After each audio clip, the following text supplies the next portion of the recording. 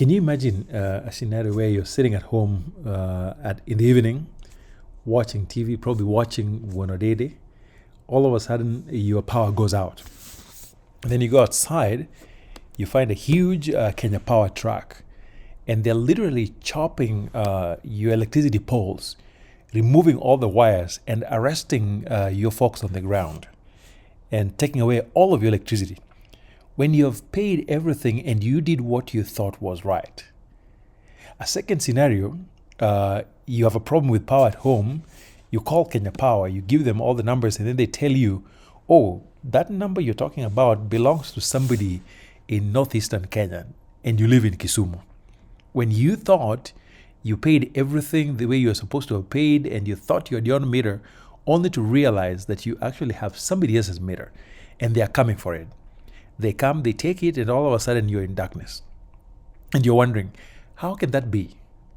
So this is a question I want to explore today, and hopefully I will share some tips on what you could do as a new homeowner to avoid some of these nightmares. Because I made many of those mistakes, paid for it. In fact, some of it I've just cleaned 2 months ago.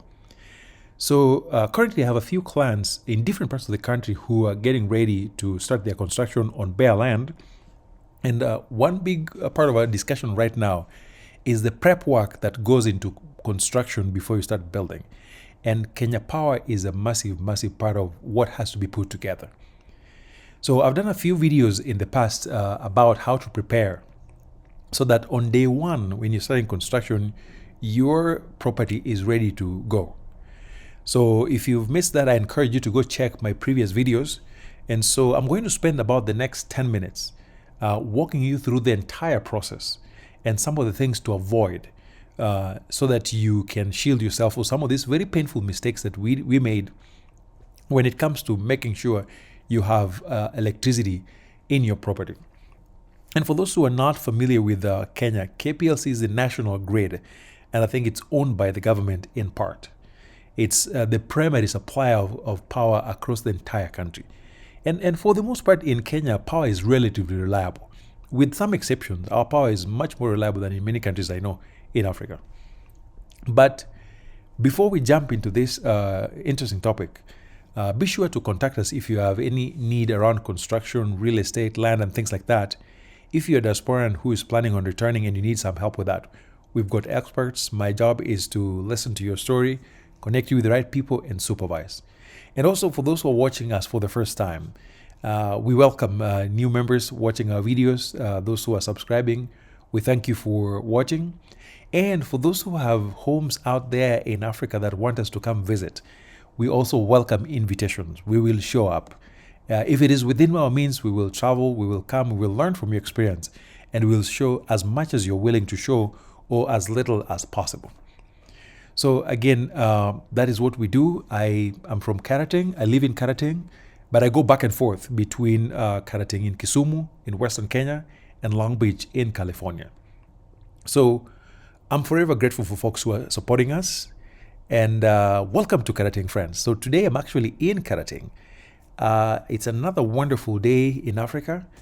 After a long day supervising all kinds of construction projects out there, today I just decided to come back home early, just get a few things done, and just to really spend quality time in our modest home. Unfortunately for me, this construction stuff is really taking so much of my time that I don't get to spend as much time as I used to at home. So on days that I'm able to finish early, I appreciate and I come back home and I'm just doing what I need to do in our little space. So anyway, that said, no matter where you build, you will always need some kind of source of power.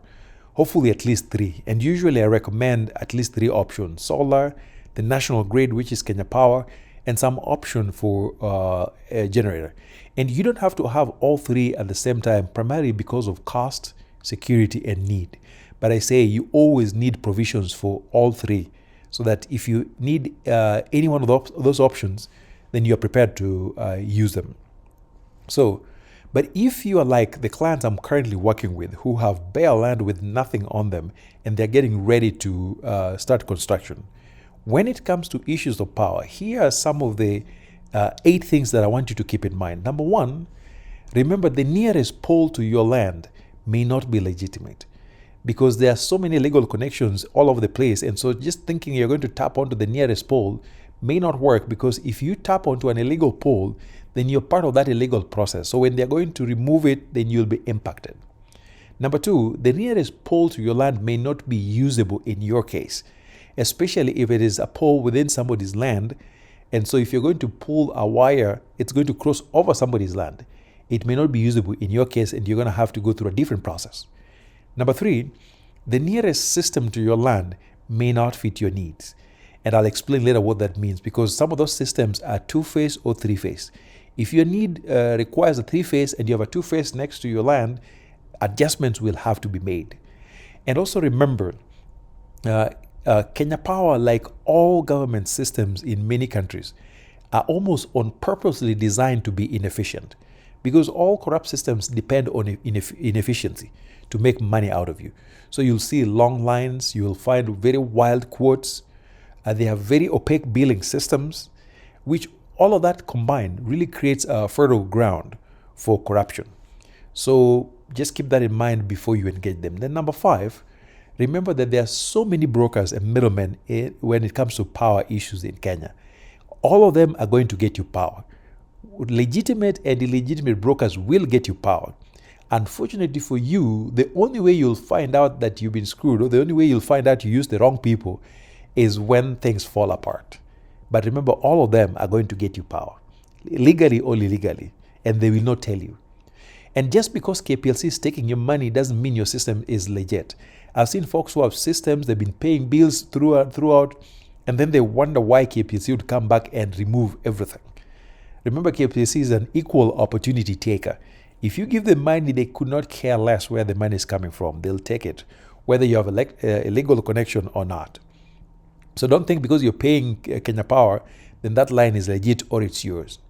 And on a normal day, just so you know, unfortunately, our power system, the guys that work with it, on a day without bribes is going to be a nightmare on your end, unfortunately.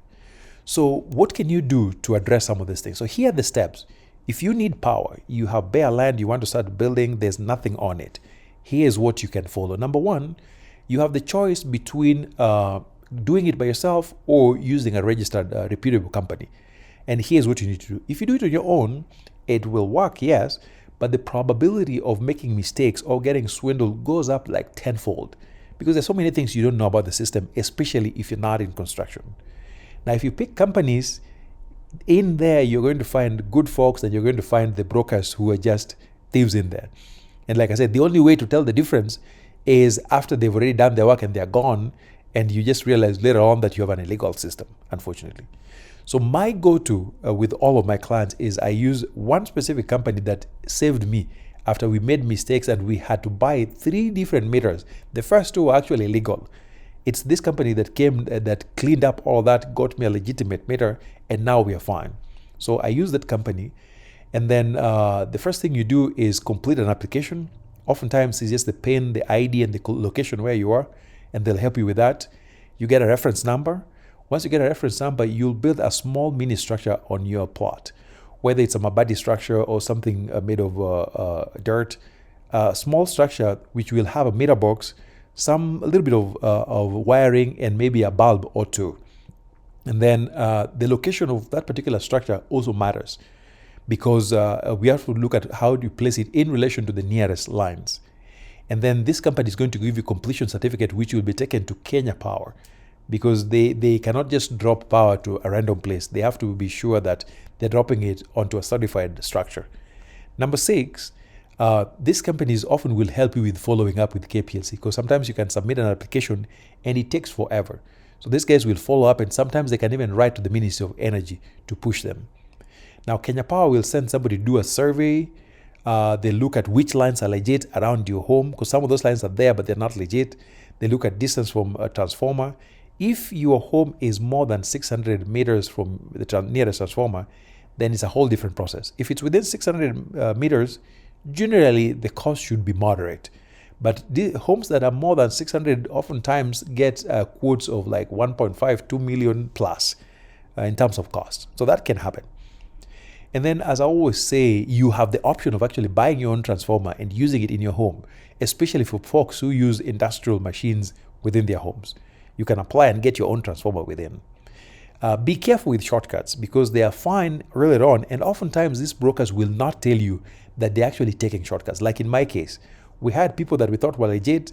They brought us people's meters, these things we paid for but were not clearly done within the system. So I had so much headache for 4 years until I had to bring a different company to clean all of that up.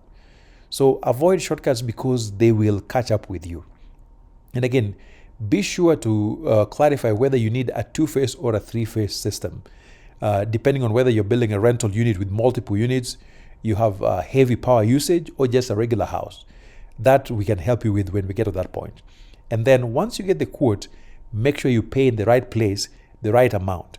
And remember, once you pay to the system, you are going to get random phone calls or people trying to ask you for money so that they can help you. Don't waste your money paying those folks because they'll take your money and they won't help you. So sometimes once everything has checked out, Kenya Power then gets a subcontractor, a person who will come and install or build the system. Oftentimes they actually subcontract to the company I'm talking about. So they will come and then build the system for you. So here's some of the lessons I've learned moving forward. Number one, once you pay for power, the idea of talking to your neighbors to get electricity is out of the question. That should be their job. And I'll explain further when we're talking one-on-one. Number two, avoid submeters. Like in my case, I didn't even know it. I just realized that in our home, they installed a submeter that belonged to somebody else. That can be a massive headache down the line. So make sure you don't have a submeter. And the only way to do that is to work with reputable folks. And then if you go for the postpaid meters, watch out for random charges because these guys, sometimes they have very bad earthing at your home, so you're losing power, or they just don't read the meters, and so you get astronomically high bills with that. So watch out. And then if you have a postpaid one, you can also read your own meter and send them the readings. If you need any help with any of this stuff, please feel free to reach out to us, and I will see you in the next. Thank you.